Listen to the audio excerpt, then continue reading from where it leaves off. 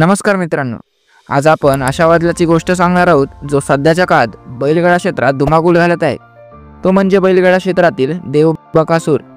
या बकासुराचा अगदी आदत वयापासून ते आतापर्यंतचा प्रवास आज आपण जाणून घेणार आहोत। तर मित्रांनो, हा व्हिडिओ शेवटपर्यंत नक्की बघा।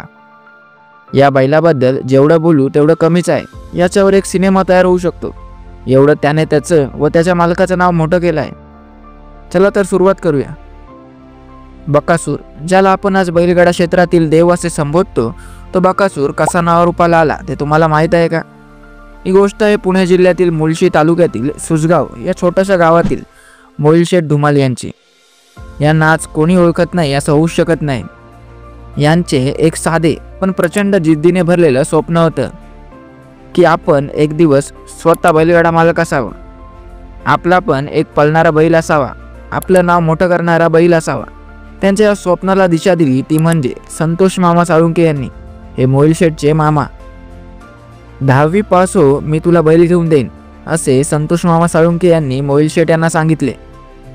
मोहिलने 10वी उत्तीर्ण केली। त्यांच्या स्वप्नांना घरातूनच वाट मिळाली आणि म्हणावं तसंच झालं। इतिहास काही दूर नव्हता, तो अगदी दारातच उभा होता।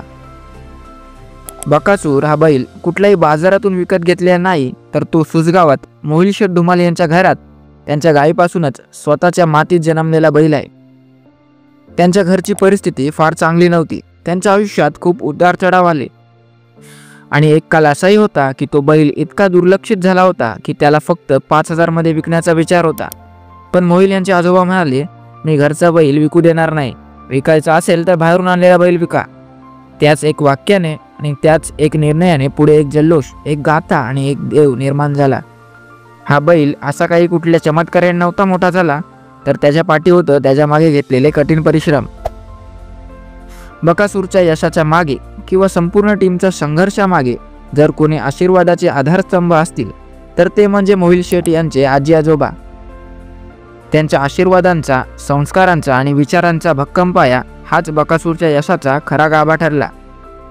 यापुढे सरपंचाचा बकासूर कसा झाला हे जाणून घेऊया। बकासूरचं मूळ नाव होतं सरपंच, पण एक दिवस नारायणपूर मैदानावर प्रसिद्ध समालोचक प्रवीण घाटे यांनी गंभीर आवाजात घोषणा केली, मुळशीचा बकासूर मैदानात आला आहे। हे नाव केवळ एका बैलाचं नव्हतं, तर एका शक्तीचं प्रतीक ठरलं, जे मैदानात राक्षसी ताकदीनं धावलं आणि भक्तांच्या मनात देवाच्या रूपात विराजमान झालं। बकासूर एक बैल नव्हे, लोकांच्या श्रद्धेचा चेहरा बनला। बकासूर हा एक केवळ बैल नाही, तो शेकडो बैलप्रेमी, चालक, मालक यांच्यासाठी एक भावना आहे।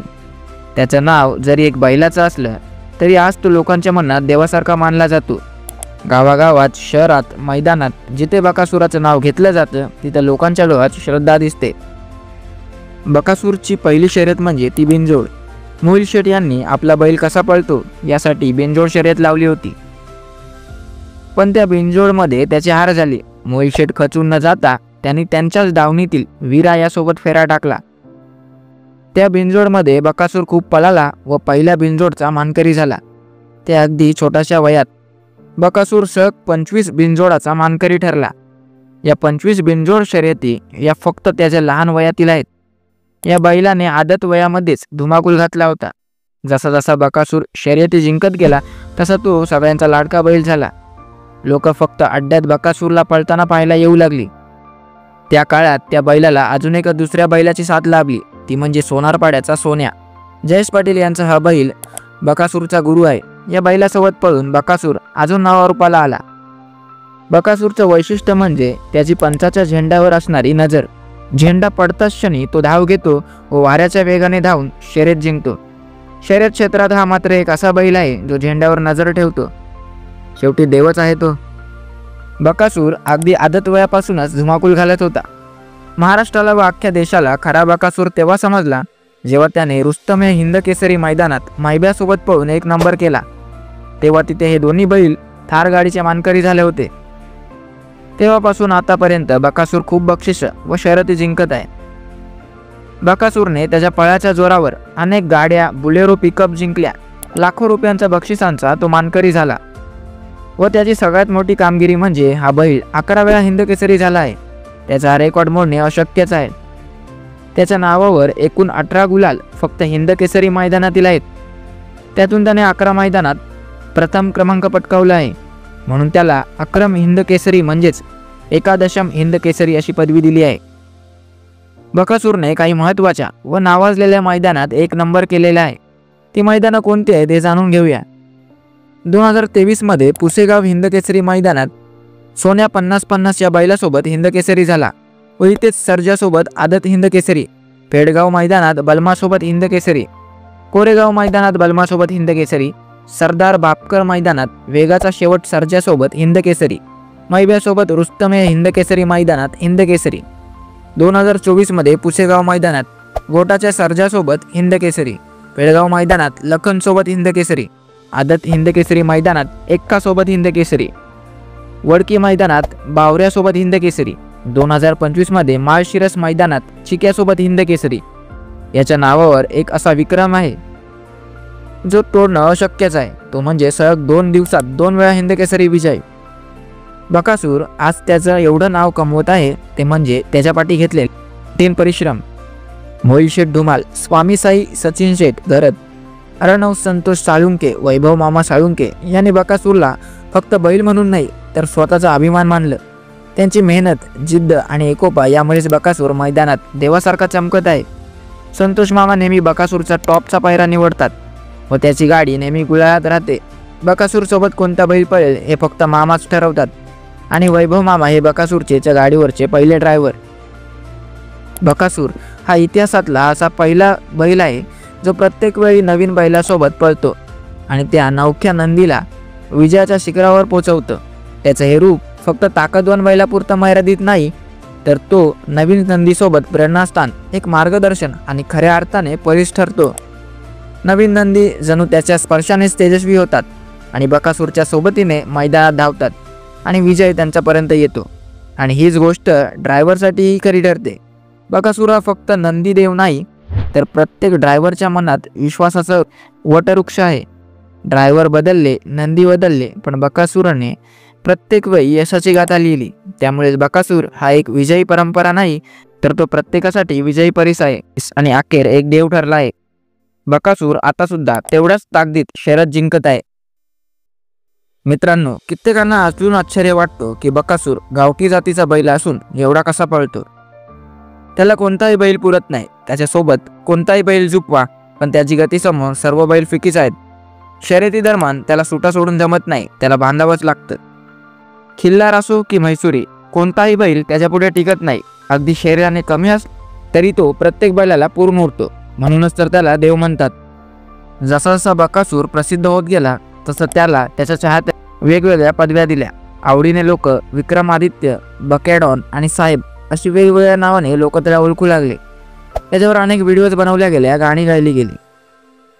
आपल्या बकॅडॉन फक्त महाराष्ट्रातच प्रसिद्ध नाही तर तो जगात प्रसिद्ध आहे. जगाच्या 14 देशांमध्ये प्रसिद्ध आहे. एकदा बकासूरला इस्रायल या देशातील शास्त्रज्ञांनी त्याच्या संशोधनासाठी 3 कोटीची मागणी केली होती, पण मोहिल शेठ यांनी याला सक्त नकार दिला. या जगात प्रत्येकाच्या वाट्याला कठीण काळ येतोच. खरा योद्धा तोच असतो तो या कठीण काळात न डगमगता संघर्ष व मेहनत करतो. तोच हा बकासूर. बकासूर पण काही दिवस गुलालात राहिला नाही तर त्याच्या काही ट्रोलर्सने तो संपला आहे. त्याचा स्पीड कमी झालाय, तो आता पळू शकणार नाही अशी नावं ठेवली. प्रत्येक यशस्वी माणसामागे त्याचे पाय खेचणारे असतातच की. पण या काळात सुद्धा मोहिल शेठ व त्यांचे साथीदार खचले नाहीत तर पुन्हा त्याचं जिद्दीने पुन्हा बकासूरला उभा केला व पुढच्या मैदानासाठी सज्ज केला. बकासूरने त्यांना नाराज नाही केले. त्याच ताकदीने व त्याच गतीने बकासूर पुन्हा उभा राहिला व त्याने अनेक शर्यती जिंकल्या. प्रत्येक मैदानात त्याच्याशिवाय अपुरा आहे. कुठे 3 फेऱ्यांचं मैदान भरलं तर लोक नेहमी चर्चा करतात आज बकासूर मैदानात आला की नाही. कित्येक चाहत्यांना त्याच्यामुळे शर्यत क्षेत्राचा नाद लागला. बहुतेक लोक तो आला तरच मैदानात येतात किंवा मैदान बघतात. बकासूर आज मैदानावरच नाही तर लोकांच्या मनात देवासारखा विराजमान झालाय.